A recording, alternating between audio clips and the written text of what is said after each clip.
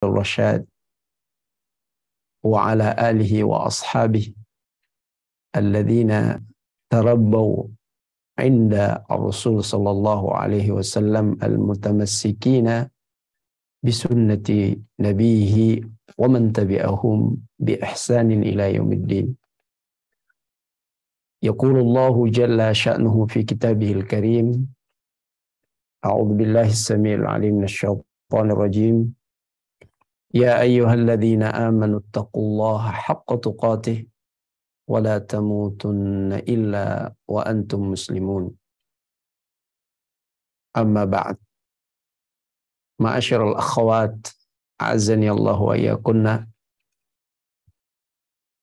para muslimah, para bunda yang semoga dicintai oleh Allah Subhanahu wa Ta'ala. Saya merasa sangat tersanjung dan bersyukur di kesempatan edisi Rabiul Rabiul Akhir ini kita dipertemukan oleh Allah Subhanahu wa Ta'ala meskipun via Zoom, dan ini termasuk nikmat Allah Subhanahu wa Ta'ala, nikmat teknologi yang telah mendekatkan yang jauh, walaupun pada sisi lain kadang-kadang menjauhkan yang dekat. Tapi kita ambil sisi baiknya, dengan ada Zoom ini, bunda-bunda yang hari ini saya tidak tahu apakah semua dari Kalimantan atau dari tempat lain. Bunda dari Kalimantan semua ini atau dari tempat lain juga yang ikut bergabung dengan kita? Mungkin ada dari luar Kalimantan, Ustadz. Masya Allah. Ya, terutama Majelis Ta'lim Az-Zahra, ya. Masya Allah, satu kebahagiaan, anugerah dari Allah Subhanahu wa Ta'ala ketika ternyata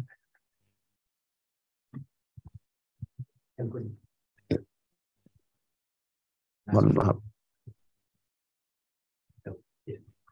maaf ada sedikit ini. Iya, ternyata ibu-ibu yang dari Kalimantan, Masya Allah, bisa berinteraksi jarak jauh via Zoom dengan saya yang lokasi saya sekarang berada di Jember. Sekali lagi ini yang perlu kita syukuri. Wasilah atau sarana teknologi ini telah membuat kita bisa berbuat, bisa beramal soleh, bisa tafaqquh fiddin, bisa belajar agama kita.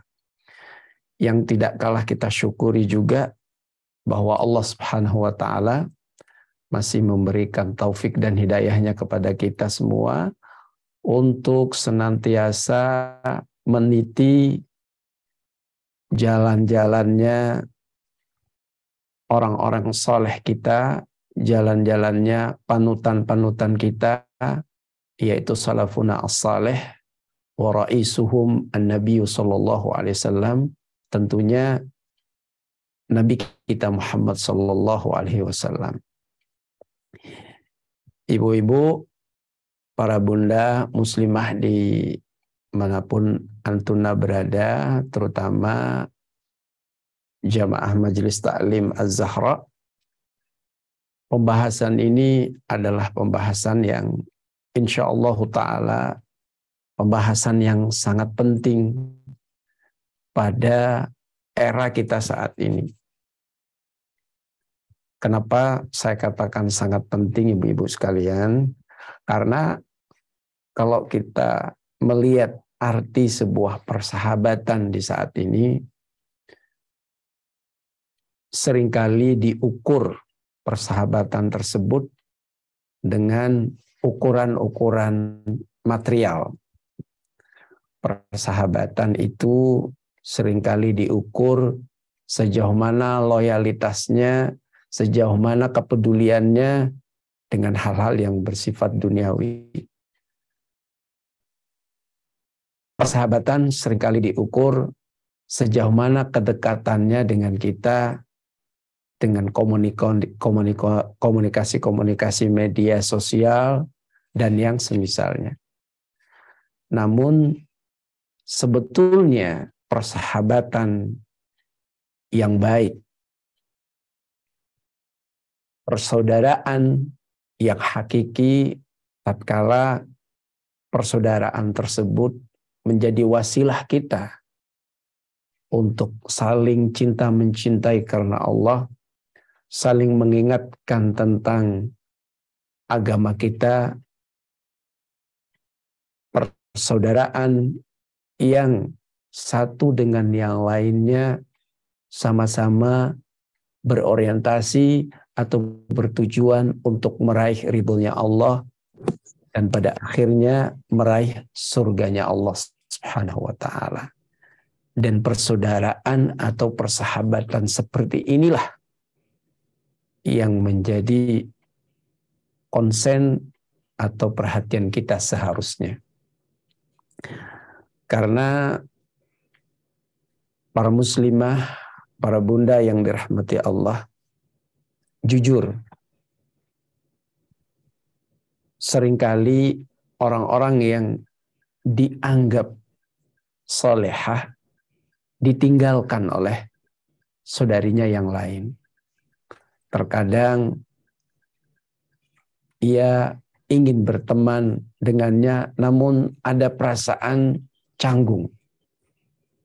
Ada perasaan canggung karena mungkin dari sisi dunia saudarinya atau sahabatnya yang dianggap muslimah yang berpegang teguh dengan agamanya tersebut, ada gap, ada jarak.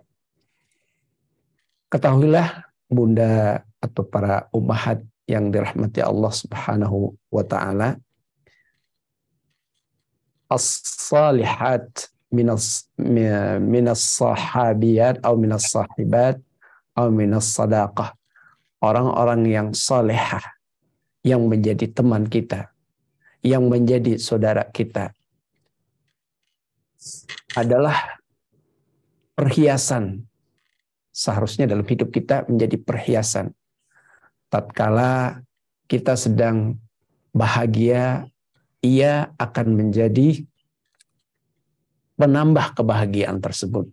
Tatkala kita sedang sedih, wanita yang salehah, sahabat yang salehah akan menjadi penguat, memberikan dorongan moral bagi kita. Inilah wanita yang salehah.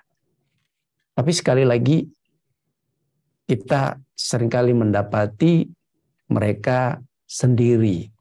Artinya kurang mendapat perhatian, kurang dihargai keberadaannya, atau kurang berinteraksi dengan mereka. Apa sebabnya? Inilah rahasianya. Sebabnya adalah karena satu dengan yang lainnya kurang memahami etika bergaul yang baik. Etika berinteraksi antara muslimah yang satu dengan muslimah yang lain. Maka ini sangat penting untuk kita pelajari. Agar ketika kita memahami etika-etika ini, kita menjadi sosok muslimah yang menyenangkan. Sosok muslimah yang dicintai oleh sesama muslimahnya. Tentu saja dicintai oleh Rabbnya, dicintai oleh Rasulullah Sallallahu Alaihi Wasallam. Ibu-ibu, saya yakin sangat ingin menjadi sosok-sosok yang didamba ketika dia tidak ada, selalu dirindukan, keberadaannya menjadi pelipur lara. Saya kira ibu-ibu sangat pengen seperti itu. Bukankah begitu ibu-ibu? Apakah ibu-ibu tidak ingin ketika ibu-ibu menjadi sosok wanita yang selalu didamba, selalu dikenang kebaikannya? Saya sangat ingin. Tentu sangat ingin ya ibu-ibu ya. Masya Allah, tentu sangat ingin. Dan itu tidak hanya keinginan atau dambaan kaum Hawa, tetapi semua kita sebagai manusia sosial yang berinteraksi, kita pengen sukses dalam bergaul, kita ingin menjadi sosok-sosok yang memberi manfaat bagi orang lain. Nah, inilah pentingnya. Saat ini kita ingin belajar itu semua. Ingin belajar bagaimana interaksi yang baik, sehingga menjadi sosok-sosok yang dicintai oleh sesamanya, sesama kaum muslimahnya, sesama kaum muslim, dan dicintai tentunya yang pertama kali oleh Allah Subhanahu wa taala dan Rasul-Nya.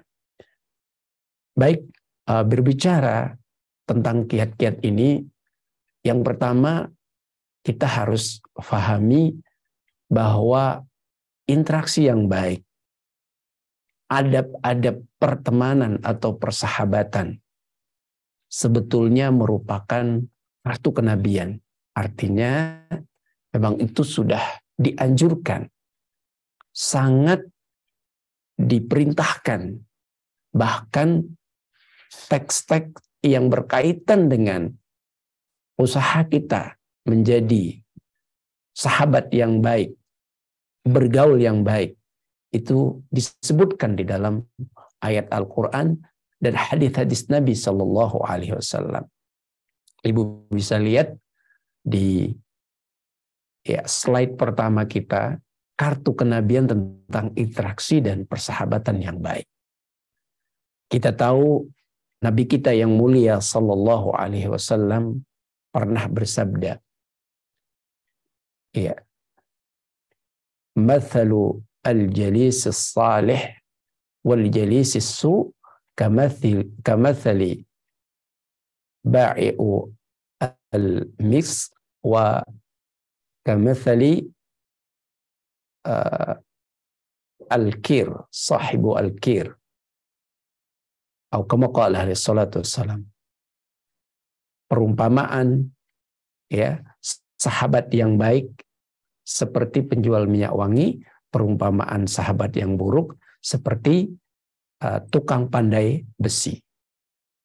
Ini kan menggambarkan kepada kita bahwa sahabat yang baik itu simbolnya positif, penjual minyak wangi.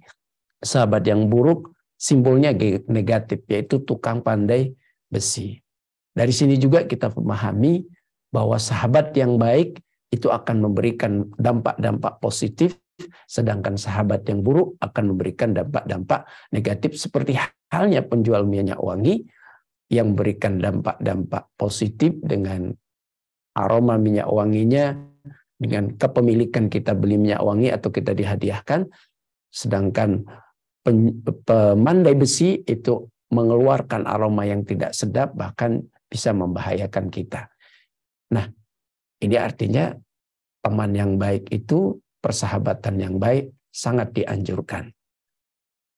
Begitu juga kalau kita lihat di dalam Al-Quranul Karim, bagaimana sosok Nabi kita Muhammad Sallallahu Alaihi Wasallam yang kemudian telah sukses ya menguasai atau menarik simpati sahabat-sahabatnya, menjadi sosok yang dicintai oleh sahabat-sahabatnya, bahkan kita umatnya. Tentu kita sangat mencintai Nabi kita Muhammad SAW.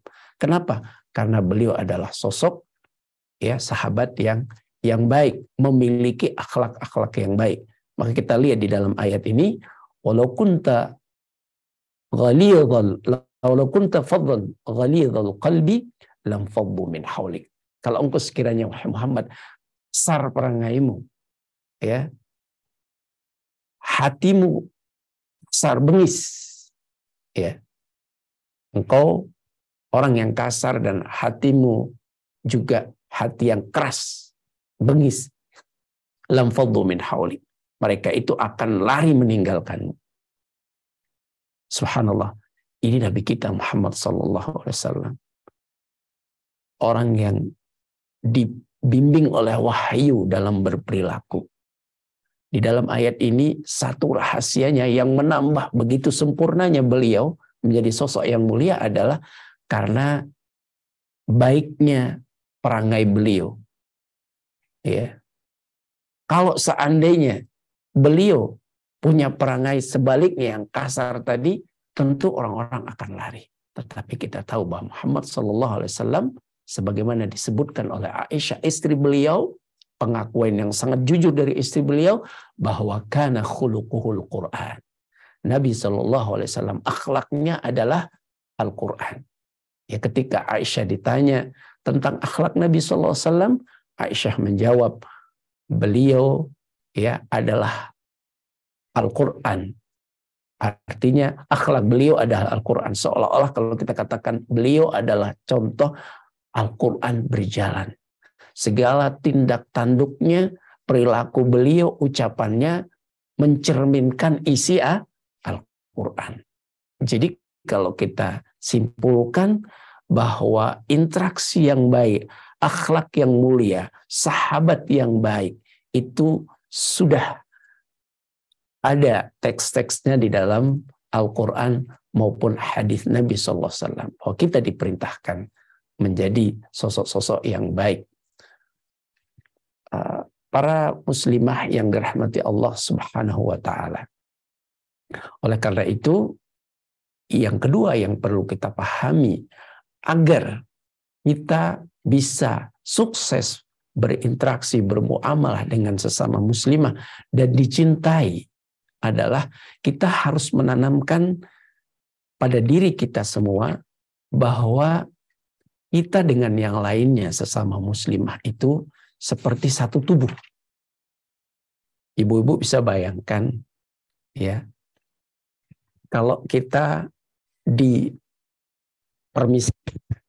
atau disamakan dengan satu tubuh, berarti kita coba menggambarkan satu tubuh itu kan terdiri dari organ-organ, terdiri dari anggota tubuh. Ada kepala, ada kaki, ada tangan kita, ada tubuh kita, dan yang lainnya. Nah, ini sebuah kesatuan yang kesatuan ini menggambarkan saling ya ketergantungan satu dengan yang lainnya. Saling memberi manfaat satu dengan yang lainnya. Nah, ibu-ibu bisa bayangkan kalau ini kemudian kita terapkan dalam melihat saudara-saudara kita sesama muslimah. Yaitu jadikan mereka itu adalah orang-orang yang tidak bisa kita lepas dari mereka dan mereka tidak bisa lepas dari kita. Artinya saling membutuhkan, saling memberi manfaat. Maka dalam hal itu Rasulullah SAW menggambarkan tentang kondisi kita yang satu seperti satu tubuh itu dalam sebuah sabdanya dalam hadis yang sahih riwayat Imam Ahmad dan Imam Bukhari dan Muslim dan yang lainnya. Rasul kita SAW bersabda, "Matsalul mu'minina fi tawadihim wa tarahumihim kamatsalil jasadil wahid idza ishtaka minhu 'udhun tada'a lahu sa'irul a'dha' bis-sahri wal humma." Perumpamaan orang-orang yang beriman. Jadi orang-orang yang beriman ini mencakup baik laki-laki maupun perempuan. Perumpamaan orang-orang yang beriman baik laki-laki maupun perempuan dalam hal saling mencintai, dalam hal saling berhubungan, saling berinteraksi. Ya. Seperti apa? Kamatsalil jasadil wahid, seperti satu tubuh atau tubuh yang satu. Idza ishtaka minhu 'udhun tada'alahu sa'irul a'dha' bis-sahri wal humma. Apabila satu saja anggota tubuh itu ya mengeluh, artinya sakit, maka seluruh anggota tubuh ikut merasakan dengan tidak bisa tidur dan bisa balas badan. Umpamanya gigi sakit, bukankah kepala ikut pening, tangan jadi nggak bisa bergerak lincah, kaki juga jadi malas untuk jalan, badan juga jadi lemes. Itulah kita, orang-orang yang beriman. Antara satu dengan yang lain, bisa dibayangkan ketika satu saudara kita merasa bahagia, mestinya kita pun ikut merasa bahagia.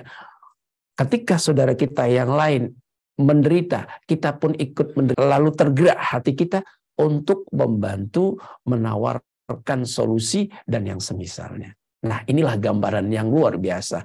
Apabila kita praktekkan ini dalam kehidupan persahabatan kita, kita menanamkan satu prinsip bahwa dia adalah saya adalah dia. Artinya kita satu tubuh, berarti apapun yang terjadi dengan diriku, itulah yang menjadi bagian dari apa yang terjadi dengan saudara-saudaraku. Ya. Inilah prinsip bersahabat, berinteraksi yang baik, kita tanamkan dalam diri kita bahwa kita satu tubuh. Bahagia kita, bahagia saudara kita, menderitanya kita, menderitanya saudara kita. Para bunda, para muslimah yang dirahmati Allah Subhanahu wa taala. Satu, untuk bisa menerapkan ya bahwa kita adalah sahabat yang baik bagi yang lain, ketika kita menanamkan prinsip bahwa mukmin yang satu dengan mukmin yang lain, mukminah yang satu dengan mukminah yang lain, itu seperti bangunan. Rasul yang mulia sallallahu alaihi wasallam bersabda, al-mu'minu lil mu'min kal bunyan yashuddu ba'dahu ba'dha. Mukmin yang satu dengan mukmin yang lain seperti sebuah bangunan, yang satu dengan yang lainnya menguatkan. Ya. Sehingga seorang muslimah, seorang sahabat yang sejati tidak mungkin bisa melakukan, tidak mungkin bisa berpisah dengan kehidupannya sendiri tanpa orang lain dalam urusan dunia dan urusan akhirat. Seharusnya saling mendukung satu dengan yang lainnya. Seharusnya saling tolong menolong satu dengan yang lain. Apabila ada di antara rekan kita, sahabat kita yang lain tidak mampu untuk melakukan sesuatu, sedangkan kita mampu, maka karena kita ini ibarat bangunan, saling mendukung atau saling menguatkan satu dengan yang lainnya. Tembok menguatkan keberadaan jendela, ya, tembok juga menguatkan keberadaan atap, marmer juga menguatkan ya keberadaan lantai dan yang semisalnya. Begitu juga berarti kita dengan yang lainnya seperti itu. Ya. Yang lemah dikuatkan oleh yang punya kemampuan. Ya. Yang alim, yang pintar memintarkan orang yang belum alim, dan begitu seterusnya, karena kita satu bangunan. Jadi yang kedua adalah kita harus menanamkan prinsip dalam hidup kita sebagai seorang muslimah menjadi akhlak atau kiat-kiat berinteraksi yang baik adalah kita satu tubuh dan kita seperti bangunan. Para muslimah yang dirahmati Allah, kemudian berikutnya ya,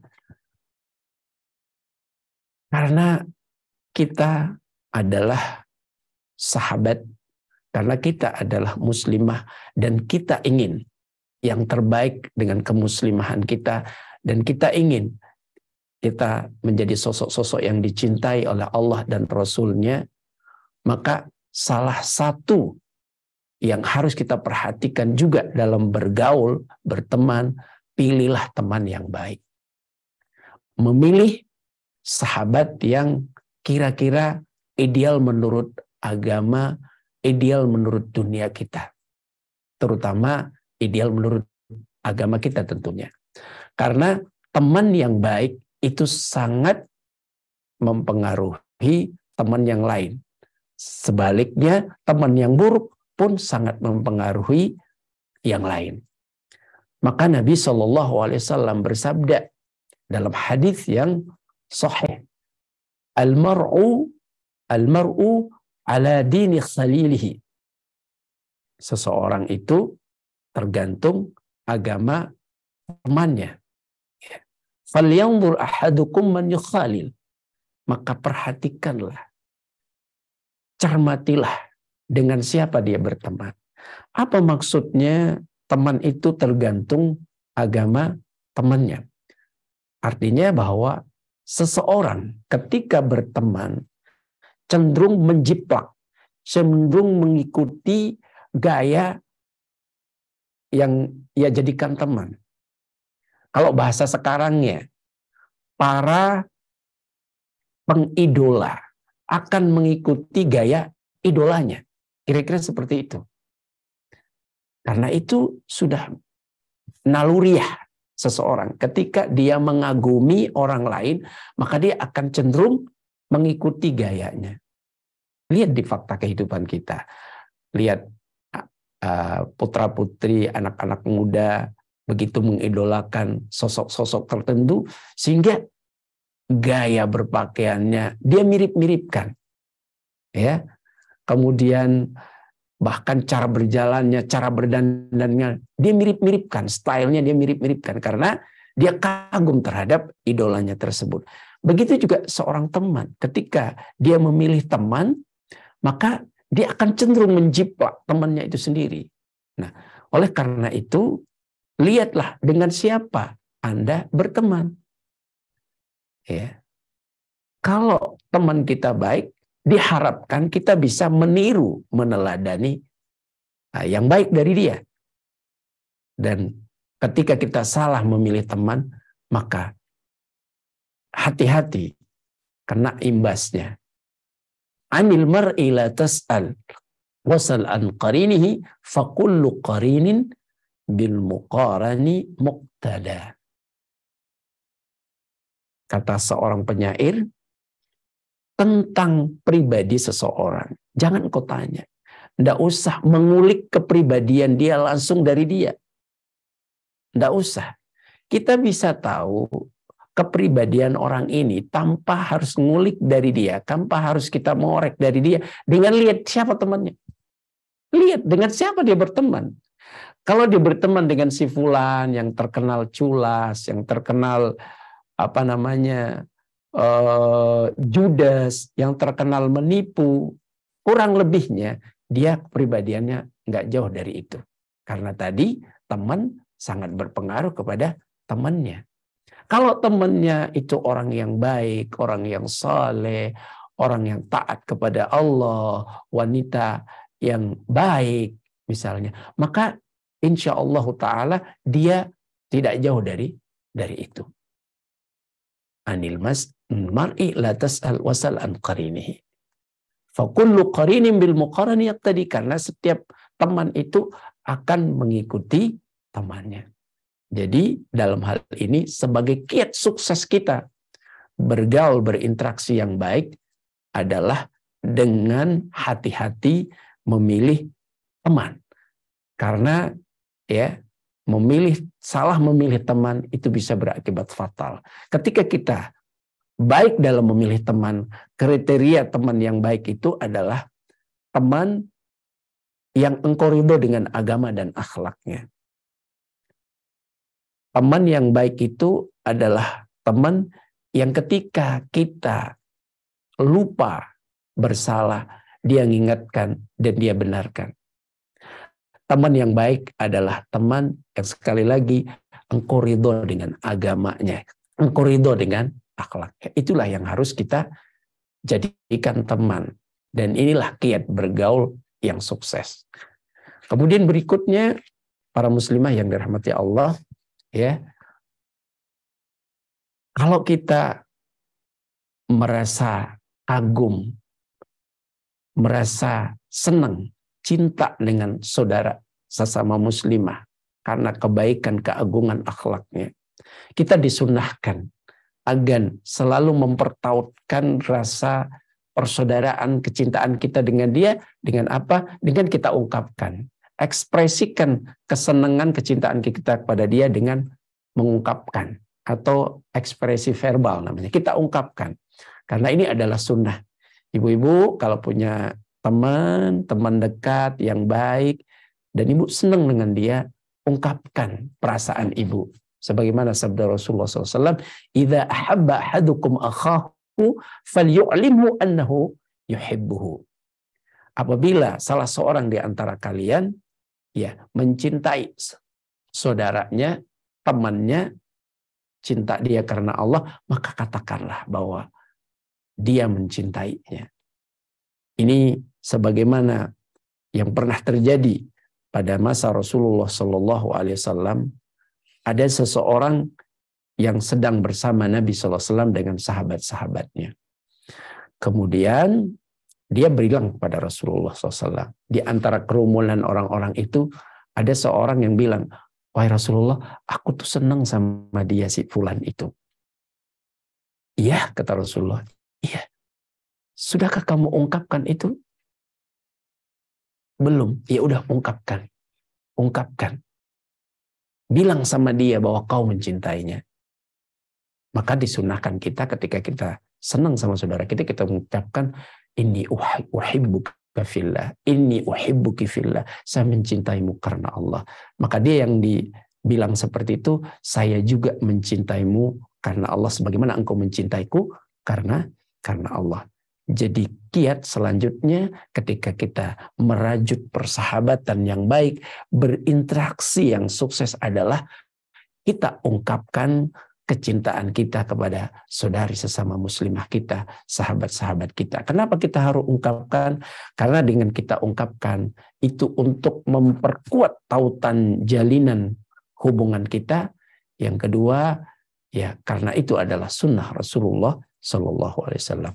Berikutnya, para muslimah yang dirahmati Allah, untuk bergaul sukses, kiat yang harus kita praktekkan, amalan yang harus kita amalkan adalah berakhlak mulia. Bapak Ibu, ibu-ibu, para muslimah tentu sangat familiar dengan kata-kata akhlak yang mulia. Secara umum, berakhlak mulia itu maksudnya adalah kita berbuat, bertindak tanduk, berperilaku, berucap yang baik, yang mulia. Ketika kita berucap, ucapkanlah kata-kata yang baik, yang menyejukkan, yang mengandung manfaat, kata-kata yang berhikmah. Ketika kita berbuat pun berbuat yang menyejukkan, yang tidak menyinggung lawan kita, lawan bicara kita, komunikan atau yang kita berkomunikasi dengan dia, yang oleh agama kita disebut akhlak yang mulia. Contoh-contoh akhlak yang mulia ini dalam hal perbuatan misalnya menunjukkan kepedulian kita dengan menolong saudara-saudara kita. Baik menolong dengan jasa, menolong dengan harta. Berarti ini akhlak yang mulia. Kemudian ucapan-ucapan yang termasuk akhlak mulia adalah ucapan-ucapan yang baik. Ucapan-ucapan yang tidak menyinggung perasaannya. Ya. Maka mendasari pergaulan kita dengan akhlak yang mulia adalah anjuran, bahkan perintah. Nabi SAW bersabda, ittaqillaha haitsuma kunt wa atbi'is sayyi'atal hasanati tamhuha wa khaliqin nas bi khuluqin hasan. Bertakwalah kepada Allah dimanapun kamu berada. Dan ikutilah perbuatan yang buruk dengan perbuatan yang baik. Misalnya perbuatan baik itu akan menghapuskan kebaikan, itu akan menghapuskan keburukan. Nah, di sini penekanan Nabi, wa khaliqin nas bi khuluqin hasan. Ya, pergaulilah manusia dengan pergaulan yang baik. Para muslimah, para bunda yang semoga dicintai oleh Allah Subhanahu wa taala. Akhlak yang mulia ini punya peranan yang sangat penting dalam kesuksesan bergaul seseorang. Banyak di antara pesan-pesan dari orang-orang soleh yang sukses bergaul dahulu mengingatkan kepada kita tentang pentingnya akhlak yang mulia ini.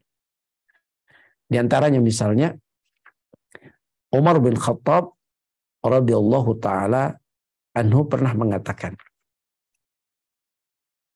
"Alaika bi ikhwanis sidqi fa'ish fi aknafihim fa innahum zainun fir rakha wa uddah fil bala. Harus, hendaknya, usahakanlah Anda berteman, bersahabat dengan sosok sahabat, teman, saudara yang jujur. Ya. Hiduplah bersama mereka. Karena sahabat yang jujur, sahabat yang baik, berarti sahabat yang berakhlak mulia ini adalah hiasan di saat engkau sedang bahagia. Dia menambah kebahagiaan itu sendiri. Dan dia akan menjadi bekal tatkala kita menghadapi masalah. Jujur, teman yang baik itu sangat bermanfaat. Karena sebagaimana kata Umar radhiyallahu taala anhu, dia akan menjadi penambah kebahagiaan kita.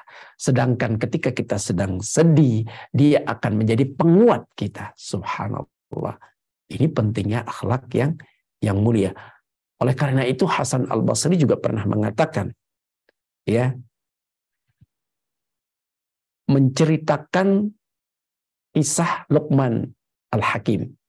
Ibu-ibu tahu kan Luqman Al-Hakim? Sosok yang namanya ya terukir menjadi nama di antara nama-nama surah dalam Al-Quran. Surah apa? Ibu-ibu? Surah Luqman. Ya. Jadi Luqman ini adalah sosok, Luqmanul Hakim adalah sosok yang sangat bijak. Sosok yang saleh. Dia pernah berpesan kepada anaknya, ya bani la ta'udda ba'da taqwallah min an tattakhidha sahiban salihah. Wahai putraku, wahai anakku, janganlah engkau lupa untuk menganggap setelah takwa kepada Allah, janganlah lupa untuk menyiapkan setelah takwa kepada Allah. Seharusnya yang menjadi prioritasmu juga adalah menjadikan atau mengambil sahabat yang baik, yang berakhlak mulia. Jadi di sini Luqman Al-Hakim intinya berpesan untuk cari sahabat yang memiliki akhlak yang mulia. Karena suksesnya berinteraksi itu ketika ya lawan interaksi kita memiliki akhlak yang mulia, kita memiliki akhlak yang mulia. Banyak kata-kata lain juga yang terakhir saya ingin tutup, maksudnya poin ini, akhlak yang mulia ini, dengan pernyataan ya seorang ya seorang yang saleh ya, namanya Muhammad bin Wasi. Ketika beliau ditanya, ayyul amali fid dunya afdal, amalan apakah di dunia ini yang paling afdal, ya, beliau mengatakan suhbatul ashab wa muhadatsatul ikhwan idza istahabu 'alal birri wat taqwa. Subhanallah. Dia mengatakan amalan yang afdal itu adalah bergaul, bersahabat dengan sahabat-sahabat.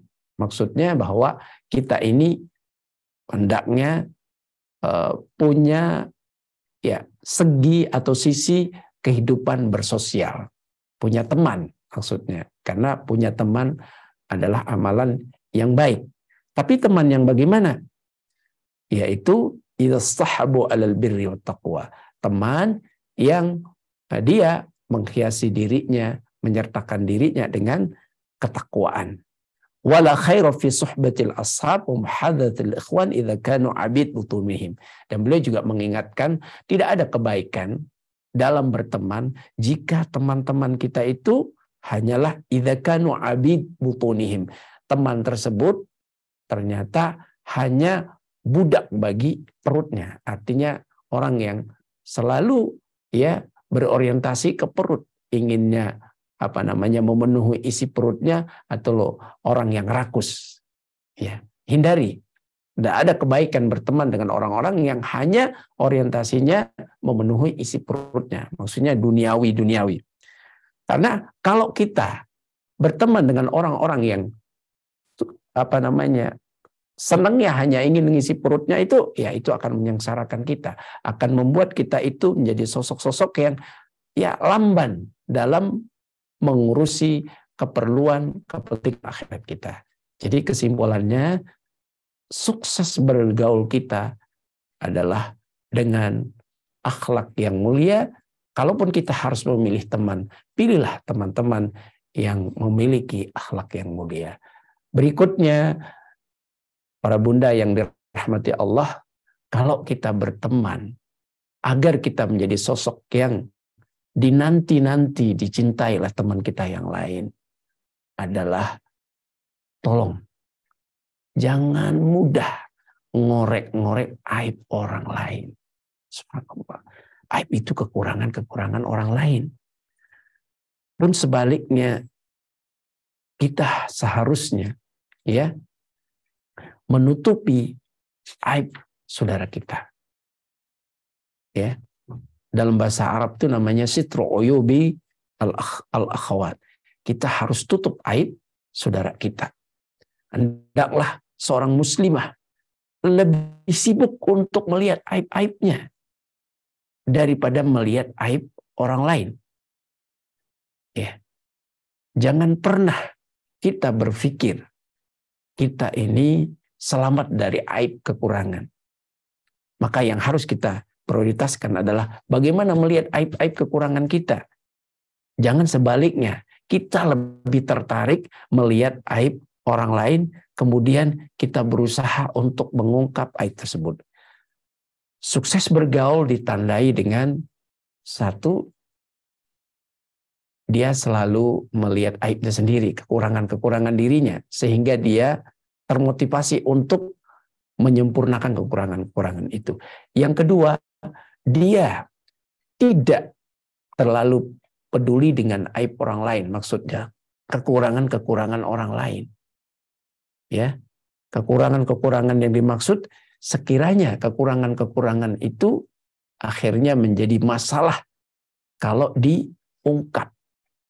Nah, para muslimah, para bunda yang dirahmati Allah Subhanahu wa ta'ala, seorang muslimah yang memiliki etika bergaul yang baik, tentunya dia akan ketika terjadi kesalahan, aib yang kemudian kesalahan itu berhubungan dengan kita. Maksudnya ketika ada orang lain bersalah kepada kita, kemudian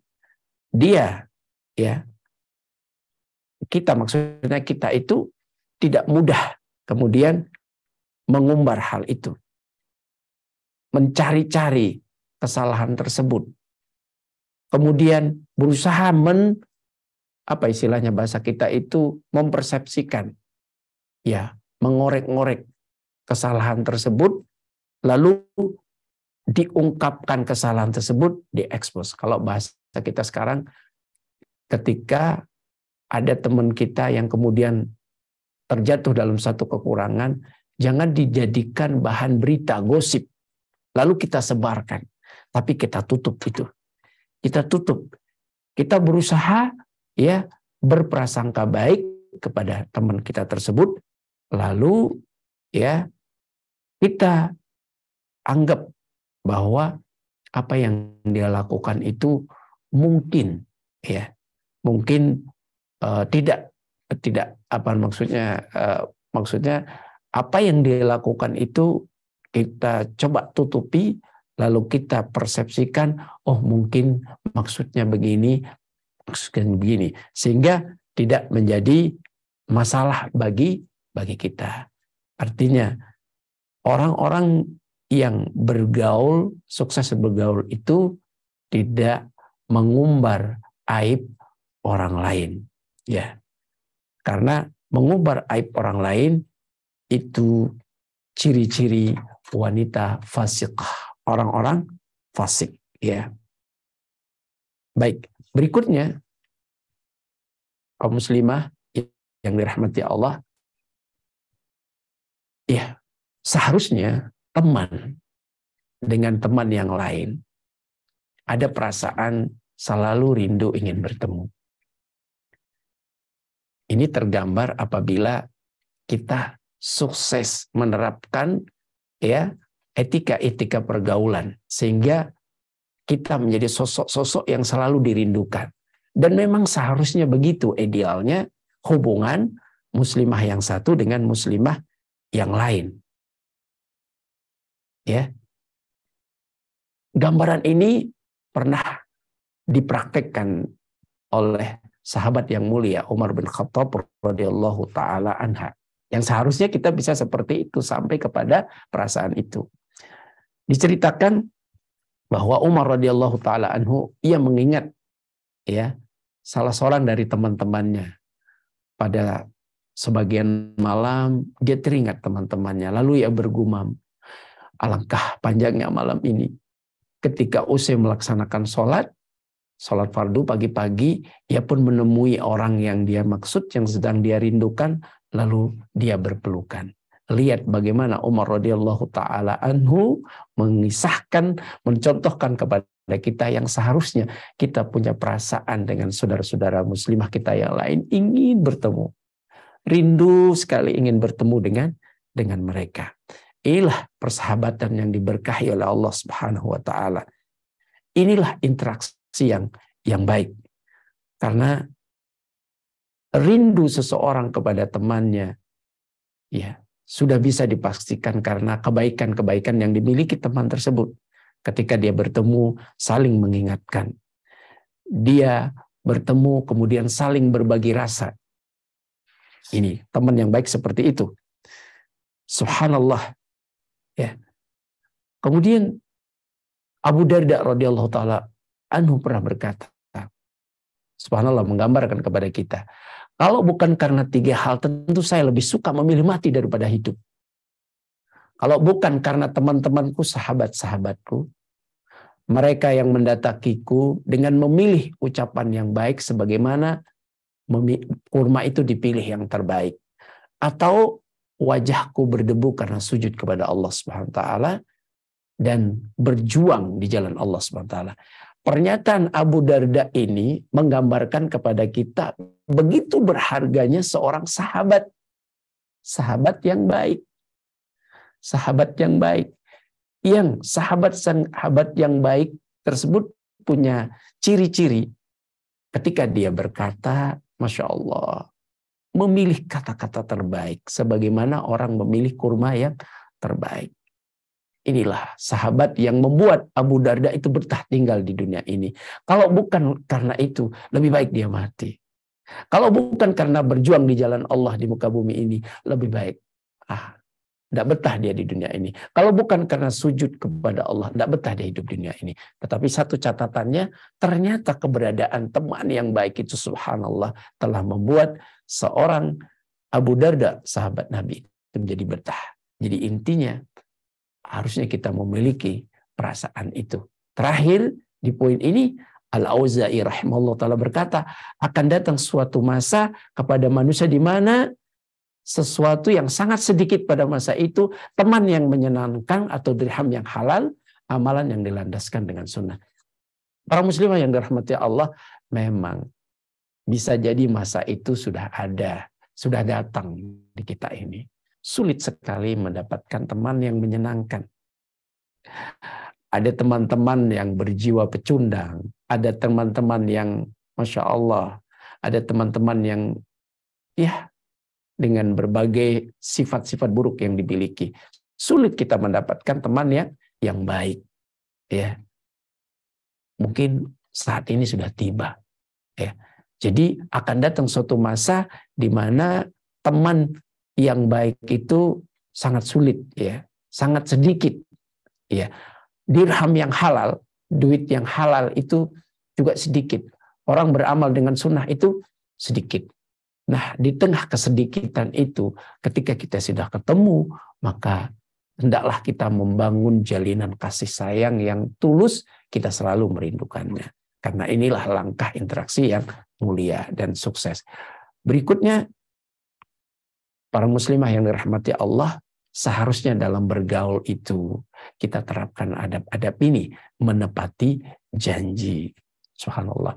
Ada 3 kategori janji yang harus ditepati. Janji kita kepada Allah, ya, janji kita kepada keluarga kita, janji kita kepada seluruh manusia. Dalam kaitannya dengan berteman, etika bergaul yang baik, kita jangan mudah mengombar janji kemudian mengingkari janji tersebut.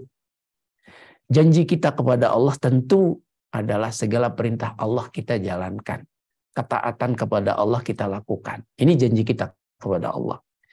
Janji kita kepada keluarga kita adalah ketika kita peduli dengan keluarga kita. Ya. Janji kita kepada keluarga kita itu gimana?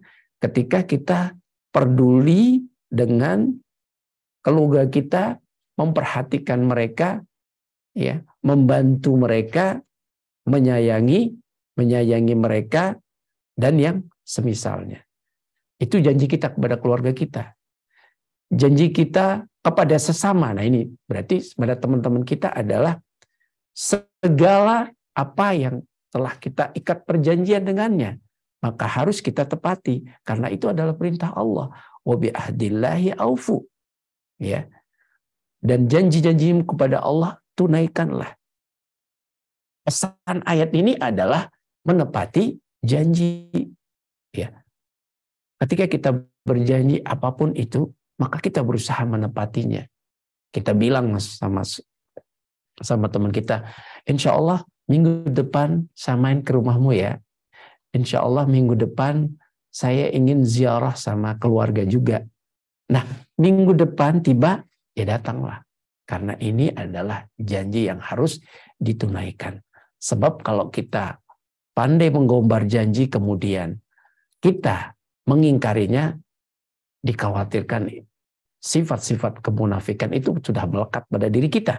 Arba'un man kunna fihi fahuwa munafik. Ada 4 ya hal yang apabila 4 hal itu ada pada diri seseorang, maka dia termasuk orang munafik. Di antara 4 itu adalah ya wa idza wa'ada akhlafa. Apabila dia berjanji, dia mengingkari. Maka sukses bergaul itu ditandai dengan menepati janji. Tidak mudah mengobrol janji dan tidak menunaikan, tapi kita berjanji kemudian kita tunaikan, dan inilah ya sifat-sifat orang-orang yang beriman.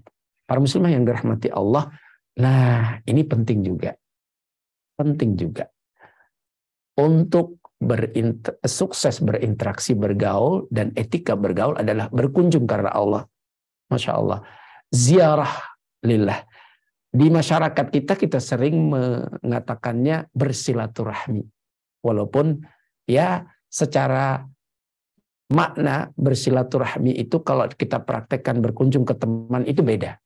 Bersilaturahmi ini ada pahalanya sendiri, ada sasaran-sasarannya. Bersilaturahmi itu menyambung silaturahim dengan orang-orang yang punya hubungan nasab dengan kita. Misalnya orang tua kita, paman kita, sepupu-sepupu kita, dan yang punya hubungan nasab. Itu namanya bersilaturahim.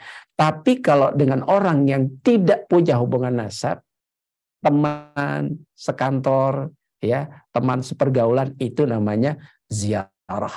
Dan inilah ternyata kiat sukses dalam berinteraksi dengan sesama, sehingga kita menjadi seseorang yang dicintai. Sering-sering, mohon maaf, berkunjung karena Allah. Berkunjung karena Allah.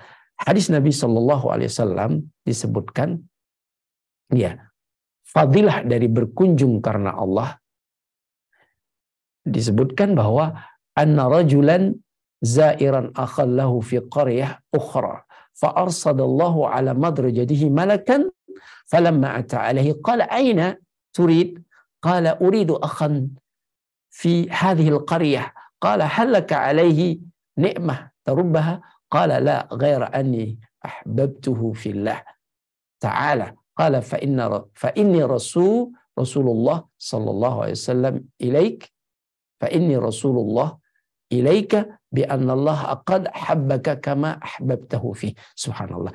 Ini fadilah sering atau berkunjung karena Allah. Jadi ada seorang laki-laki disebutkan, ada seorang laki-laki berkunjung ke temannya, seorang temannya yang tinggal di kampung yang lain. Maka Allah mengutus seorang malaikat yang mengikuti jalannya. Ketika ia telah sampai ke tempat temannya itu, lalu malaikat itu bertanya kepadanya, Anda mau kemana? Ia menjawab, aku ingin menemui temanku di kampung ini. Apakah engkau ingin mendapatkan nikmat darinya?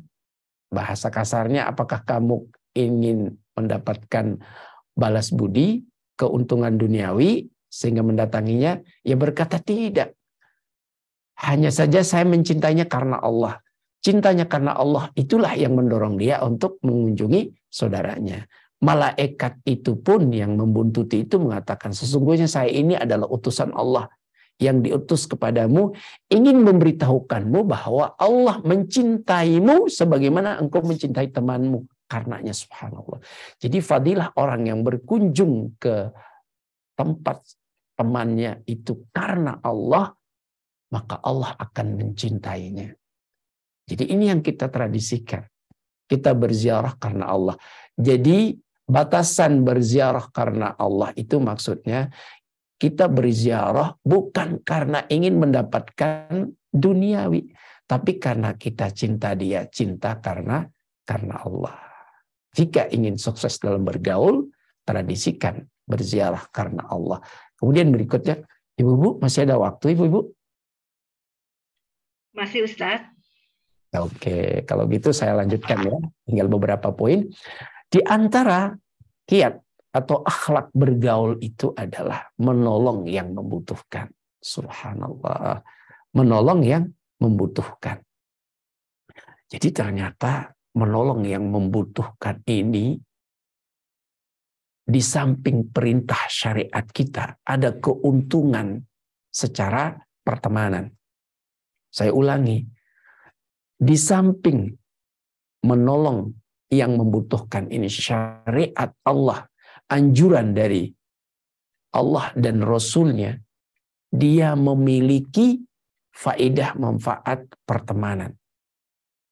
Yaitu manfaat pertemanannya akan mendekatkan hubungan kita dengan teman kita. Kita tahu kondisi teman kita. Sehingga kita tergerak untuk berbuat. Ya. Seorang tabi'in yang mulia Muhammad bin Al-Munkadir rahimahullah ta'ala berkata, tidak tersisa kenikmatan dunia kecuali memenuhi kebutuhan sesama teman-teman.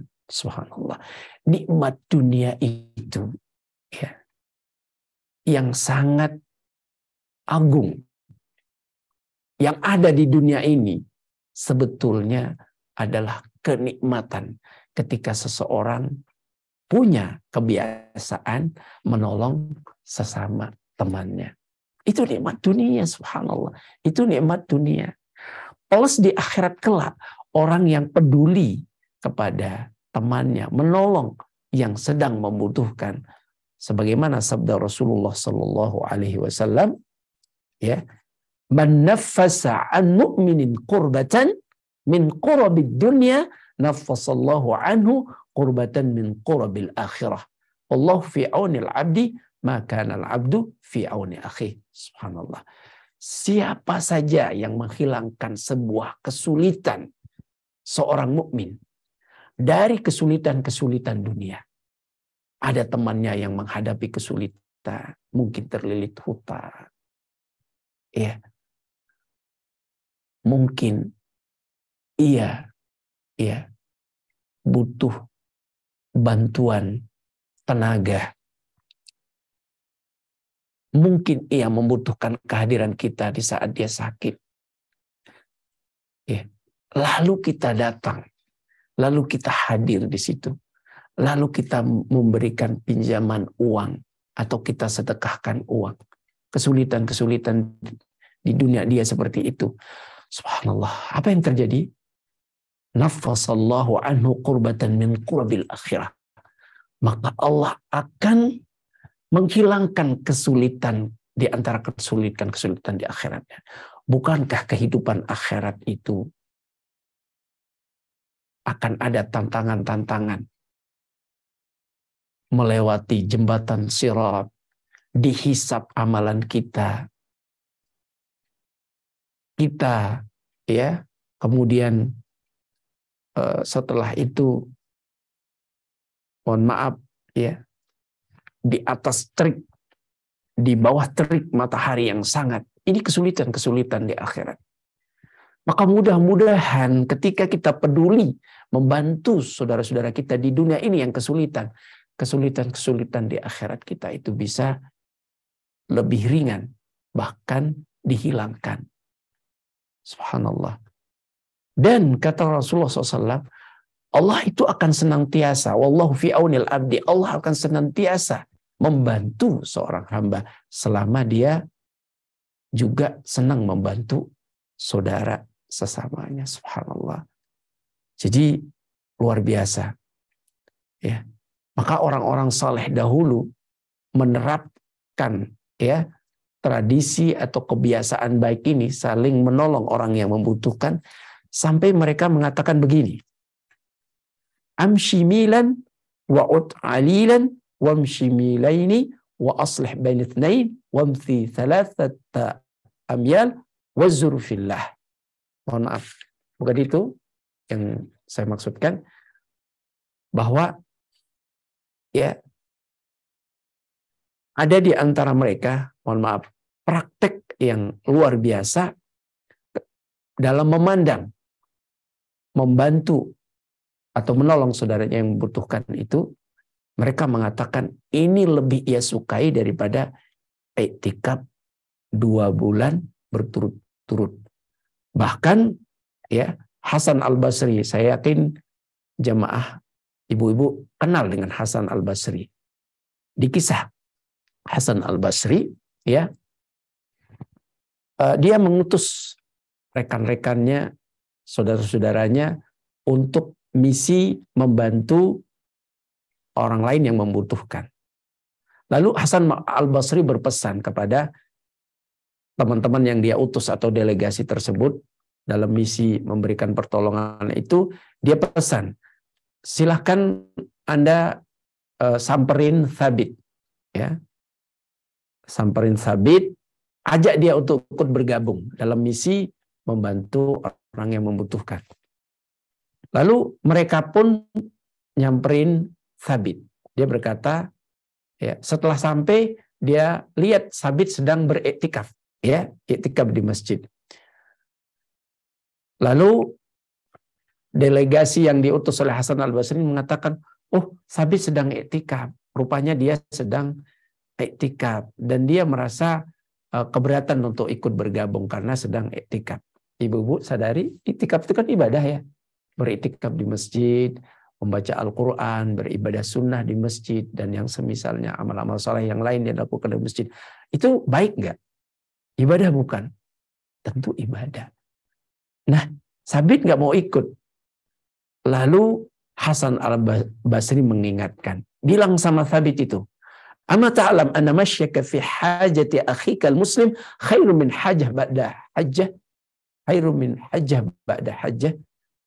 Tidakkah kamu tahu, wahai Thabit, bahwa engkau berjalan, pergi untuk memenuhi kebutuhan saudaramu, sahabatnya sama muslim, itu lebih baik dari haji, kemudian haji lagi. Subhanallah. Ibu-ibu kan bisa mengambil kesimpulan dari sini, bahwa membantu keperluan orang yang membutuhkan itu lebih utama daripada haji. Subhanallah.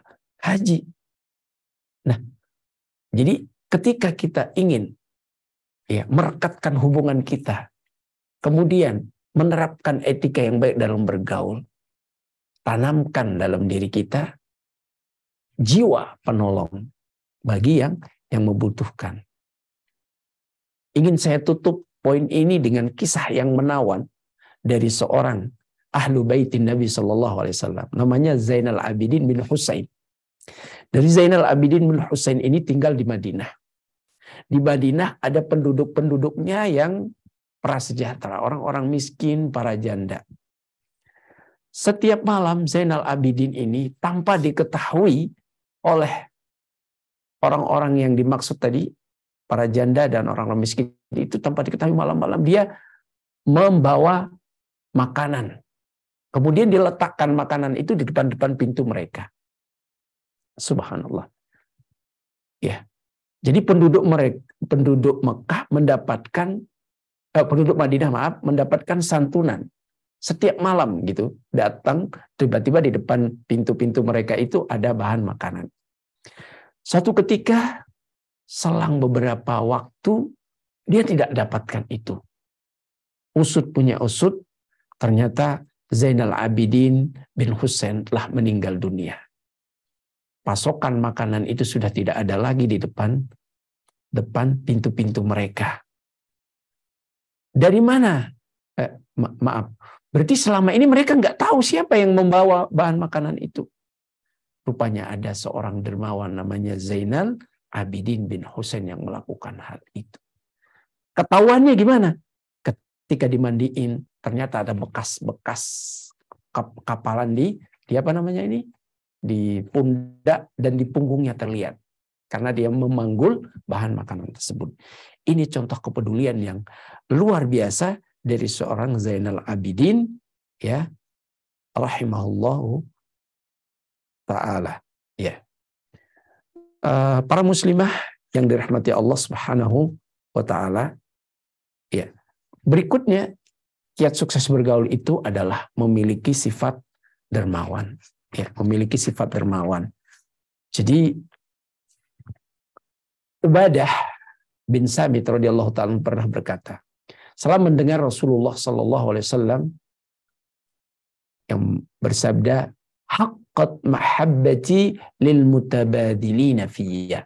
Subhanallah. Sungguh pasti akan mendapatkan kecintaanku, kata Rasulullah SAW. Orang yang saling peduli, saling memberi, memiliki sifat dermawan. Ingin sukses bergaul dan menjadi sosok yang dicintai, jadilah pribadi yang dermawan. Dermawan akan menghasilkan kecintaan dari Rasulullah Sallallahu Alaihi Wasallam. Orang yang cinta Rasulullah dan dicintai oleh Rasulullah SAW, ya tentu nanti ya akan sangat berpeluang untuk menemani Rasulullah SAW di surganya. Akan berpeluang posisinya, duduknya bersama atau dekat dengan Rasulullah Sallallahu Alaihi Wasallam. Umar bin Abdul Aziz rahimahullah taala anhu pernah berkata, tidaklah saya berikan seseorang harta benda kecuali saya merasa sangat sedikit saya berikan.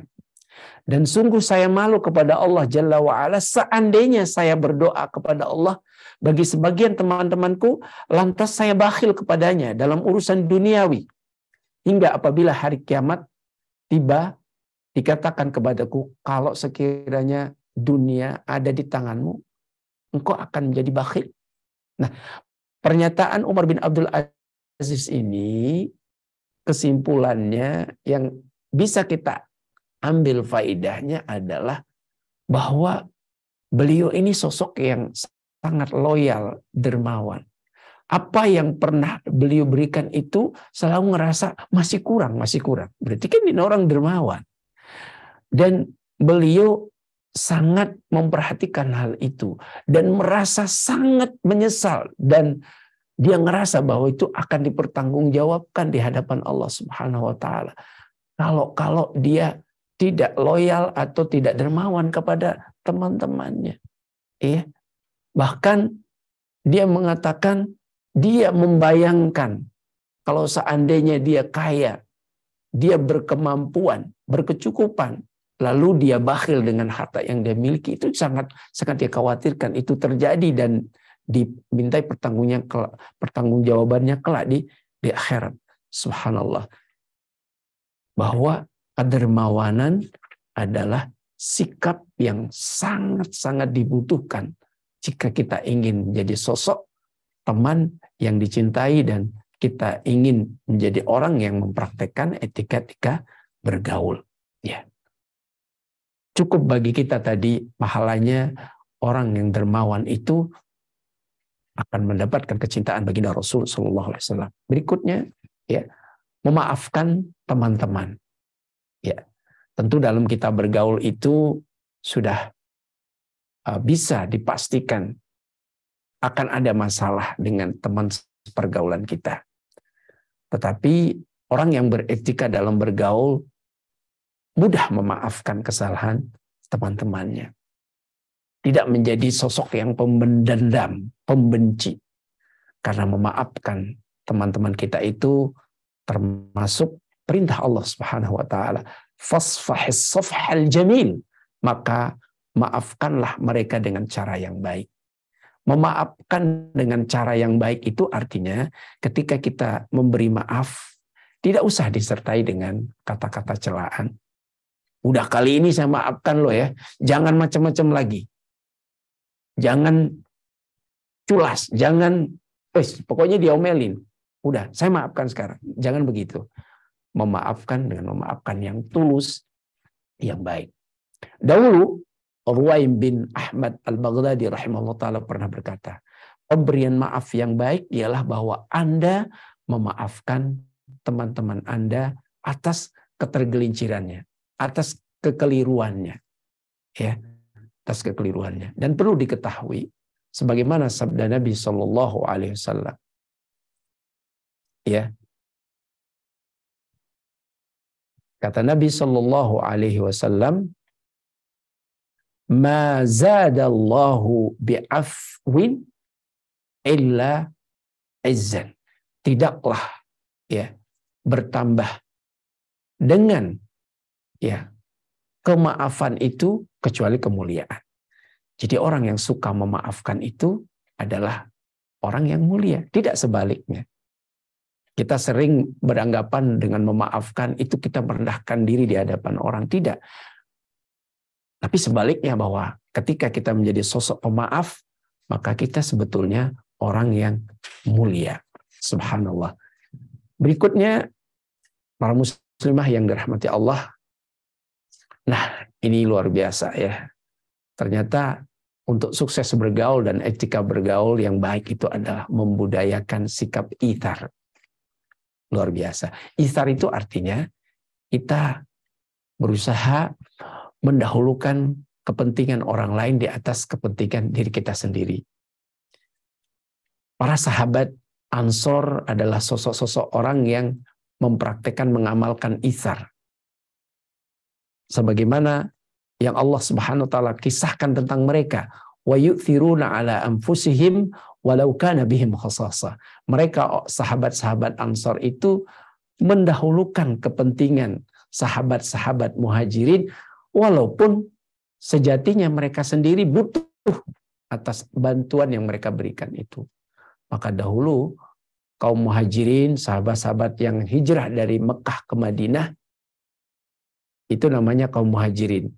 Penduduk Madinah yang suka menolong itu namanya kaum Ansor. Maka kaum Ansor itu mereka sebetulnya butuh dengan apa yang mereka berikan. Tetapi karena sikap itsar mereka, subhanallah, telah mendorong mereka untuk berbuat.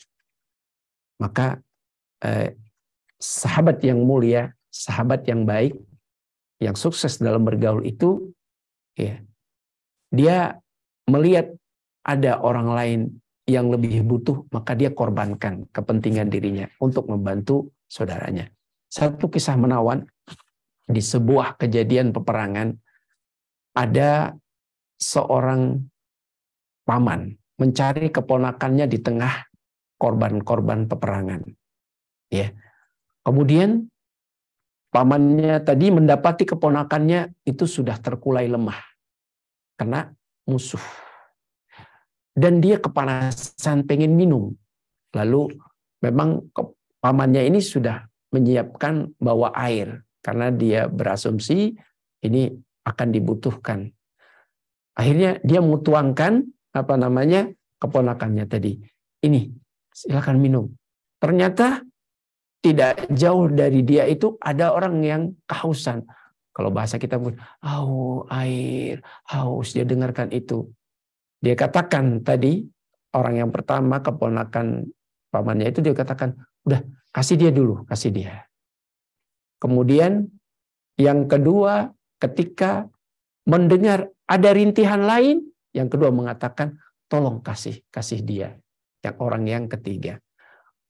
Ternyata subhanallah, ketika orang yang ketiga mengatakan, tolong kasih ini, orang yang pertama, akhirnya paman tadi sampai kepada orang yang pertama sudah meninggal. Orang yang ketiga sudah meninggal, belum sempat minum, orang ketiga sudah meninggal dan seterusnya. Ini adalah gambaran itsar. Betapa banyak ya kita lihat dalam kehidupan kita sebetulnya orang yang lebih butuh daripada kita, maka disinilah sikap yang sangat baik ketika kita mendahulukan kepentingan orang lain di atas kepentingan kita sendiri. Memang cukup berat, tetapi kalau kita biasakan, insya Allah Ta'ala bisa terjadi.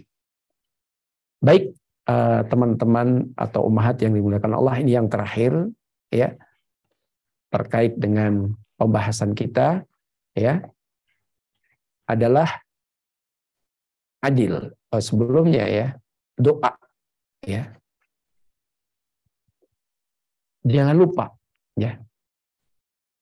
Jangan pernah kita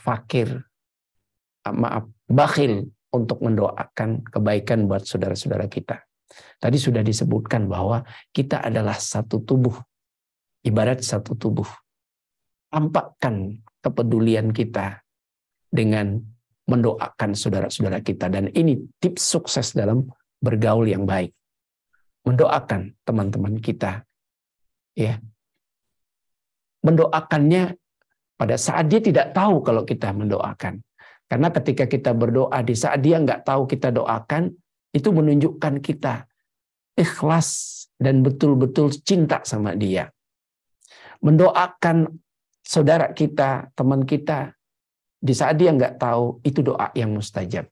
Kata Rasulullah SAW, doaul muslim mustajab li akhihi bi dhahril ghaib inda ra'sihi malakun muwakkal ma da'a li akhihi bi khairin illa qala lahu amin walaka bimithlihi. Kata Nabi SAW, doa seorang muslim ya kepada muslimnya yang lain dalam kondisi yang didoakan itu tidak tahu ya, tidak tahu kalau dia didoakan, maka doa seperti itu mustajab, dikabulkan. Di sisinya ada malaikat yang diutus oleh Allah. Ketika orang ini berdoa untuk temannya, maka malaikat itu mengaminkan. Lalu malaikat mengatakan, kamu pun dapat seperti yang kamu doakan. Subhanallah. Jadi, mendoakan saudara-saudara kita dengan kebaikan. Ya Allah, saudaraku si Fula sekarang sedang mendapatkan musibah, ya Allah. Selesaikan musibahnya, angkat musibahnya. Ya Allah, saudaraku di sana sedang sangat kesulitan, sedang banyak utang, ya Allah.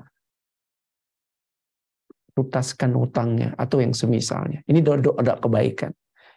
Ya Allah, saudaraku belum dapat hidayah, berikanlah hidayah kepadanya. Ini namanya mendoakan kebaikan. Sementara dia nggak tahu didoakan oleh kita, maka malaikat mengatakan amin, dan doa itu mustajab. Dan Anda pun akan mendapatkan selain materi doa Anda kepada teman Anda. Subhanallah. Maka tidak heran ya, orang-orang soleh dahulu ya membiasakan hal itu.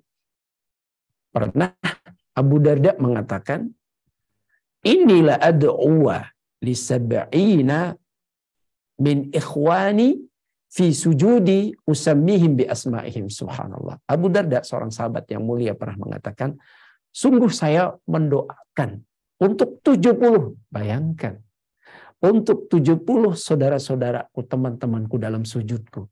Dia sebutkan namanya satu-satu, dia mendoakan kebaikan. Subhanallah. Sukses bergaul dengan peduli mendoakan teman-teman kita, doa kebaikan. Rekan-rekan muslimah bunda-bunda muslimah yang dirahmati Allah, yang terakhir pada kesempatan sesi ini, di antara etika bergaul sehingga kita menjadi sosok-sosok yang dicintai oleh Allah dan Rasulnya kemudian sesama adalah bersikap adil. Apa maksudnya adil di sini? Mengukur ya orang lain, teman kita dengan diri kita sendiri. Artinya, kalau kita memiliki hak yang senang kita, hak tersebut untuk kita dapatkan, maka begitu pula teman kita punya hak seperti yang kita senang untuk mendapatkan hak itu. Seorang muslimah dinilai mengetahui makna adil kepada saudari-saudari muslimah yang lain adalah orang yang jika menolong saudarinya, niscaya ia akan menjaganya. Jika Anda membantunya dengan kebaikan, ia akan menolongmu. Jika ia melihat kebaikan Anda, ia akan menampakkannya, mengapresiasinya. Dan jika ia melihat kejelekanmu, ia akan mengabaikannya. Subhanallah. Ini artinya adil, karena melihat ya orang lain seperti melihat diri kita sendiri. Artinya dalam contoh aplikasinya, ketika ada orang lain peduli kepada kita, maka kita berusaha untuk membalas kebaikannya. Ketika ya misalnya ia berbuat salah kepada kita, menjelek-jelekkan kita, ya melakukan kejelekan kepada kita, teman yang baik bersikap adil itu, maka dia akan mengabaikannya. Dia akan mengabaikannya. Berlaku adil terhadap diri sendiri, yaitu dengan cara engkau melihat bagi saudarimu kaum muslimah memiliki hak-hak sebagaimana Anda melihat bagi dirimu sendiri. Maka sesungguhnya tidak ada kebaikan dalam persahabatan bagi seorang yang tidak melihat bagimu seperti yang dilihat bagi dirinya. Pendek kata seperti sabda Rasulullah SAW, la yu'minu ahadukum hatta yuhibba li akhihi ma yuhibbu li nafsihi. Tidaklah sempurna keimanan seseorang, seorang mukmin, seorang mukminah, sehingga ia mencintai untuk saudaranya sebagaimana ia mencintai untuk dirinya. Kalau kita cinta kebaikan, maka tebarkan kebaikan itu kepada orang lain. Kalau kita tidak suka keburukan, maka jangan timpakan keburukan kepada orang lain. Inilah arti sebuah keadilan dalam berteman. Para muslimah yang dirahmati Allah, semoga kiat-kiat ini akan dapat memberikan pencerahan kepada kita semua dan dapat ya menjadikan kiat-kiat tersebut menjadi wasilah agar Allah mencintai kita, Rasulullah mencintai kita, dan sesama mencintai kita, dan akhirnya kita menjadi orang-orang yang mengerti tentang etika bergaul. Demikian ibu-ibu yang bisa disampaikan pada kesempatan kali ini. Insya Allah Ta'ala kita lanjutkan pada sesi kedua. Namun sebelum ditutup, seperti biasa, ada tanya jawab. Mungkin yang kurang jelas dari penyampaiannya bisa ditanyakan langsung. Wallahu Ta'ala alam. Alhamdulillah Ustadz, kita telah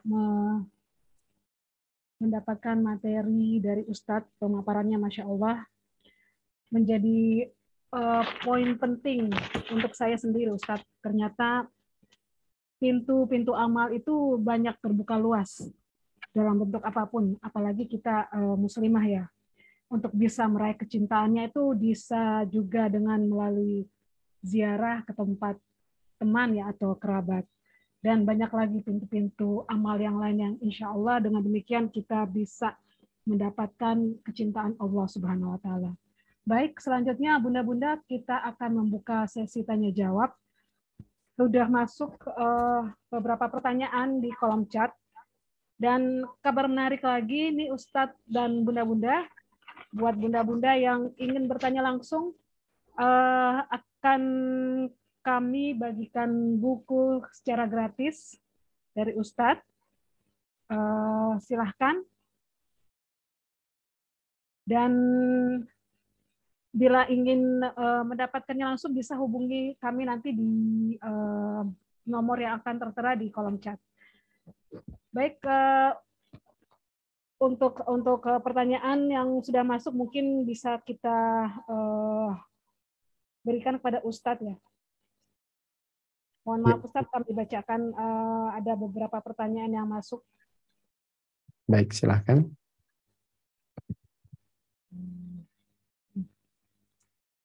Bagaimana Ustadz, dari seorang bunda, pertanyaannya adalah bagaimana kita menyikapi bila mana ada seorang muslim yang kesulitan secara ekonomi, setiap menghubungi selalu untuk meminta bantuan.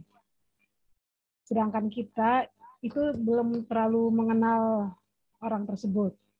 Nah, di satu sisi mungkin kita ingin membantu seorang muslim tersebut, namun ada kekhawatiran kalau orang itu ternyata mengada-ada, Ustaz. Bagaimana menyikapinya? Ya, demikian, Ustaz. Baik, Masya Allah, Masya Allah.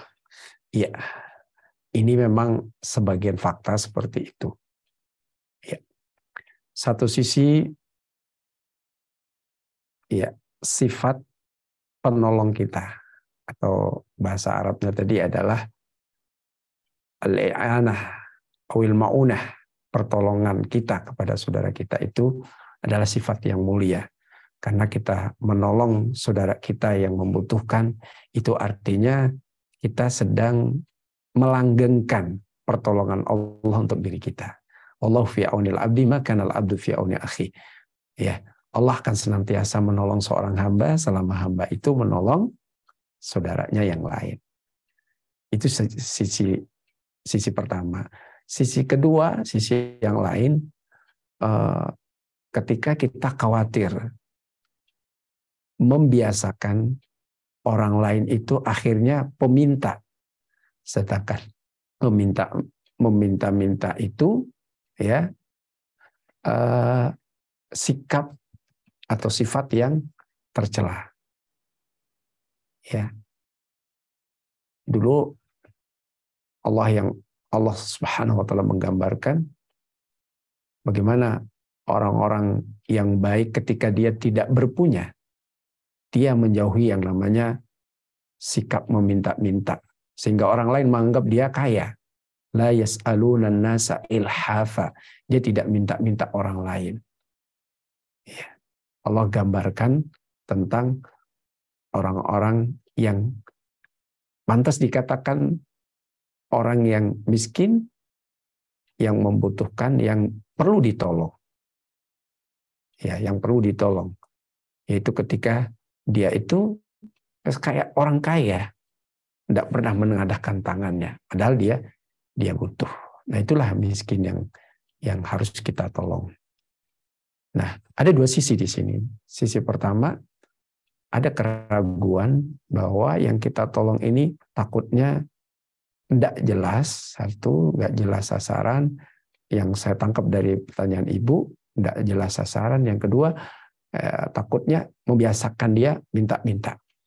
Pertama, ya, Allah Ta'ala a'lam, kita yang memberi, ya, kita yang memberi agar lebih tepat sasaran, kita coba cari tahu keberadaan yang bakalan kita kasih agar tepat sasaran. Ya, karena ketika kita memberi kepada orang yang membutuhkan, tentu pahalanya besar seperti tadi ya. Menolong orang yang membutuhkan itu lebih afdol daripada iktikaf 2 bulan. Ya kan? Seperti pernyataan siapa? Tabi'in tadi. Jadi pertama, kita cari tahu keberadaannya. Apakah memang betul si fulan ini? Ya, apakah memang betul dia membutuhkan? Dalam rangka apa tadi? Supaya tepat sasaran. Supaya kita tenang memberi dan kita berharap pahala dari Allah Subhanahu wa taala. Kalaupun itu tidak bisa terungkap misalnya, kita tidak tahu orang ini enggak jelas gitu ya. Sulit cari tahu keberadaannya, maksudnya kondisi realnya seperti apa, sulit tahu. Ya sudah, kita tata niat kita beri dia karena kita berharap pahala dari Allah Subhanahu wa taala. Sedangkan penggunaan untuk apa dia, untuk kebutuhannya seperti apa, ya sudahlah. Tidak perlu kita tahu gitu. Yang jelas kita punya niat untuk menolong. Untuk menolong sesama muslim. Cukup bagi kita identitas dia bahwa dia seorang muslimah misalnya. Cukup bagi kita itu sebagai identitas yang bisa menenangkan kita, ya sudahlah karena dia muslimah. Ini adalah perintah anjuran dari Allah Subhanahu wa taala untuk menginfakkan sebagian rezeki kita, ya, sebagaimana di awal surat Al-Baqarah. Di antara ciri-ciri orang beriman, wa mimma razaqnahum yunfiqun, dan sebagian harta mereka infakkan, baik infak wajib maupun infak sunnah, dengan zakat maupun dengan bersedekah. Ya sudah, niatkan itu, sedekahkan, kirimkan. Cukup bagi kita identitasnya satu, yang pasti dia muslimah. Sementara kalaupun ternyata nanti membuat dia ketagihan, ya sudah, semampu kita beri, ya. Dan kita doakan teman kita ini agar tidak terbiasa seperti itu, berpangku tangan kemudian dia meminta-minta, ya. Kalaupun harus kita beri, maka kita tetap dapat pahala. Kita tetap dapat pahala. Saya kira itu untuk mensikapinya, Bu. Wallahu ta'ala a'la wa a'lam. Baik Ustadz, alhamdulillah. Semoga Bunda penanya sudah terpuaskan dengan jawaban Ustadz. Baik Ustadz, mungkin ada satu lagi pertanyaan sebelum kita menutup sesi pertama ini. Ya. Dari Bunda Rina. Saya akan bacakan Ustadz. Bismillah, semoga Ustadz dan keluarga senantiasa dalam penjagaan Allah. Apakah boleh kita menyebarkan aib seseorang untuk peringatan kepada orang lain agar berhati-hati dengan orang tersebut? Misalnya orang tersebut yang suka menipu, berhitung namun tak mau bayar, atau yang sekarang sedang marak misalnya orang tersebut itu LGBT ya. Nah, kita akan berikan peringatan agar jangan terlalu dekat dengan orang yang dimaksud karena memiliki penyimpangan ya. Demikian Ustaz. Jazakallahu khair. Subhanallah. Ini sebuah lagi-lagi fakta yang mungkin kita dapatkan dalam kehidupan kita, di mana kita kadang merasa terganggu dengan perilaku sebagian orang yang suka, istilahnya zalim ya, yang suka melakukan hal-hal yang aib ya. Maka dalam hal ini kita katakan bahwa mengumbar aib orang-orang yang suka menampakkan diri ya, menampakkan diri, sering membuat onar, sering melakukan kejahatan secara terang-terangan, atau kejahatannya itu sangat mengganggu sehingga kita pengen ingkar mungkar, pengen melarang kemungkaran ini. Maka dalam hal ini di antara mustasnayat, pengecualian. Kalau tadi kan mengumbar aib orang lain itu tidak boleh, haram hukumnya. Bahkan kalau ada aib itu berusaha kita tutupi. Karena Rasul kita yang mulia sallallahu alaihi wasallam bersabda, "Man satara musliman satarahullahu yaumal qiyamah." Siapa yang menutup aib hamba ya beriman, seorang muslim, maka Allah akan menutup aibnya pada hari kiamat kelak. Iya. Pada asalnya mengumbar aib itu hukumnya haram, kecuali dalam konteks tertentu, dalam kondisi-kondisi tertentu, ya, yaitu dalam kondisi di mana orang yang melakukan kemungkaran tersebut itu dilakukannya secara terang-terangan, atau ya kelakuan atau perbuatan tersebut, kezaliman tersebut sudah biasa ia lakukan, sehingga ini adalah dalam rangka ingkarul mungkar.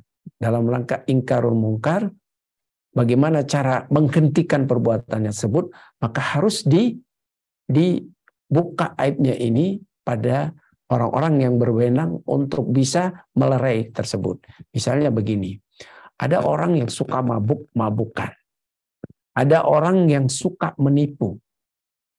Nah, dalam rangka agar perbuatannya tersebut tidak menjadi-jadi dan tidak istilahnya ada korban lainnya, maka kita boleh bilang kepada hakim atau kepada seorang mufti, seorang pemberi fatwa, atau pada umumnya kepada orang yang berkuasa, misalnya pihak keamanan, oh si fulan ini dia suka begini, suka minum minuman keras, suka istilahnya ngasarin orang, mukul orang dan semisalnya. Kalau perbuatan tersebut dia lakukan secara terang-terangan, dia berzina, dia membuka aurat, dia suka menipu, kita ungkap aib-aib itu di depan hakim agar supaya dia dihentikan dari perbuatan-perbuatan tersebut.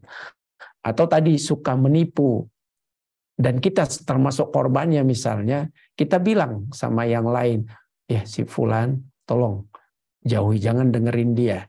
Jangan dengerin dia, jangan kasih dia ngutang karena dia suka nggak mau bayar hutang, suka nipu. Boleh. Dalam rangka supaya orang lain itu tidak jadi korban berikutnya. Akhirnya ini kan termasuk dari ingkarul mungkar kita. Intinya boleh karena ini termasuk tadi ingkarul mungkar, kemudian mujaharah. Jadi mujaharah itu melakukan perbuatan-perbuatan secara terang-terangan. Karena Nabi Shallallahu Alaihi Wasallam pernah bersabda, "Kullu ummati mu'afa illal mujahirin." Jadi setiap umatku itu akan diberi maaf, dimaafkan, kecuali mereka yang secara terang-terangan untuk melakukan kemungkaran. Maka di situ wa inna minal mujaharah, termasuk di antara bentuk mujaharah terang-terangan tersebut adalah ayya'malar rajulu billaili, kemudian amalan thumma yusbihu wa qad satarahu Allah fayaqul. Orang yang termasuk terang-terangan itu dia melakukan dosa pada malam hari padahal Allah sudah tutupin, nggak ada yang tahu, lalu dia ungkap di pagi harinya. Dia bercerita, aku telah mengatakan begini-begini padahal Allah telah tutup. Nah, sama misalnya ada orang yang tadi malam misalnya, mohon maaf, ini anak muda-mudi misalnya ngapel, ya jalan-jalan sama pacarnya, ya malam mingguan, bermesra-mesraan, kemudian pagi harinya dia bilang, tadi malam nih, gua sama pacar gua, puas. Yang semacam ini tidak ada orang yang dengan terang-terangan dia suka mabuk. Kemudian kita ungkap di depan hakim. Ini si fulan ini mabuk-mabuk. Ini si fulan ini penipu misalnya. Boleh. Ya. Baik. Allah Ta'ala alam. Itu ya Bu ya. Baik. Alhamdulillah Ustadz atas jawabannya. Sepertinya kita sudah berada di penghujung acara Ustadz, karena kita sudah masuki waktu asar di waktu Indonesia bagian tengah, Ustadz. Insyaallah, ya Bu. Baik, ya untuk informasi buat bunda-bunda, sekali lagi yang ingin mendapatkan buku secara gratis bisa hubungi Bu Puji di nomor yang kami cantumkan di kolom chat. Baik Ustadz, kiranya kita bisa cukupkan kajian kita di siang hari ini. Jazakumullahu khairan kepada Ustadz dan tim Lorong Paradisa dan juga bunda-bunda yang telah meluangkan waktu bersama-sama belajar di ruang Zoom juga. Dan bagi teman-teman yang mungkin tidak sempat mengikuti atau masuki ruang Zoom, namun bisa mengikuti lewat streaming YouTube dan Facebook Lorong Paradisa, juga kami ucapkan banyak terima kasih. Dan semoga kita bisa berjumpa di sesi berikutnya di pekan depan, insya Allah Ustadz, dengan waktu dan hari yang sama. Namun kami insya Allah akan updatekan info baik hari dan linknya. Baik. Mungkin sebelum kami menutup kajian siang ini, apakah ada yang ingin disampaikan Ustadz, atau mungkin bisa Ustadz memimpin doa buat kami bunda-bunda agar menjadi muslimah sesuai dengan sesuai dengan harapan dan menjadi muslimah yang lebih baik kepada Ustadz. Baik, Masya Allah, barakallahu fikunna, bunda muslimah, soleh solehat, para solehat, semoga Allah memberikan kefahaman kepada kita semua. Semoga Allah Subhanahu wa taala memberikan taufik dan hidayah kepada kita semua untuk tetap istiqomah, untuk berusaha menjadi sosok-sosok yang solehat, sosok-sosok yang dicintai oleh Allah dan Rasul-Nya, sosok-sosok yang dicintai oleh sesamanya dengan mempraktekkan etika-etika berinteraksi atau bergaul sebagaimana yang telah kita sampaikan. Dan saya pribadi mengucapkan mohon maaf yang sebesar-besarnya apabila dalam penyampaian ini kurang maksimal, dan saya mengucapkan terima kasih jazakumullahu khairan atas kesabarannya telah meluangkan waktu. Subhanallah, ini mungkin 2 jaman kita ya bunda-bunda ya. Ada beberapa jam tapi bunda-bunda masih bersabar dan menahan.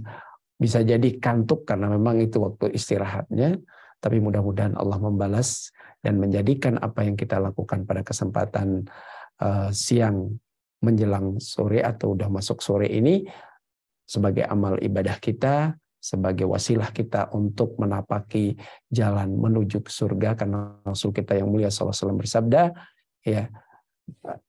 man salaka tariqan yaltamisu fihi ilman sahhalallahu lahu bihi tariqan ilal jannah. Siapa saja yang meniti jalan untuk menuntut ilmu, jalannya seperti kita sama-sama masuk ruang Zoom, kita berusaha menyimak, itu jalan menuntut ilmu, mencari ilmu, sahhalallahu lahu bihi tariqan ilal jannah.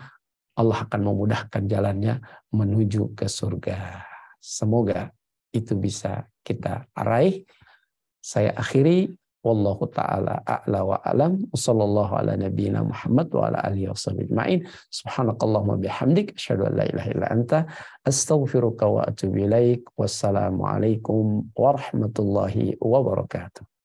Waalaikumsalam warahmatullahi wabarakatuh. Baik bunda-bunda sekalian, demikian kajian di sesi pertama siang hari ini. Kami dari panitia, segenap panitia, mohon maaf bila ada kekurangan. Juga kepada tim Lorong Paradisa kami ucapkan lagi terima kasih atas kerjasamanya. Semoga kita bisa bertemu lagi di pekan berikutnya. Insya Allah. Demikian bunda-bunda, kami tutup ruang Zoom meeting kajian online Majelis Ta'lim Az-Zahra kali ini. Baik, Assalamualaikum warahmatullahi wabarakatuh.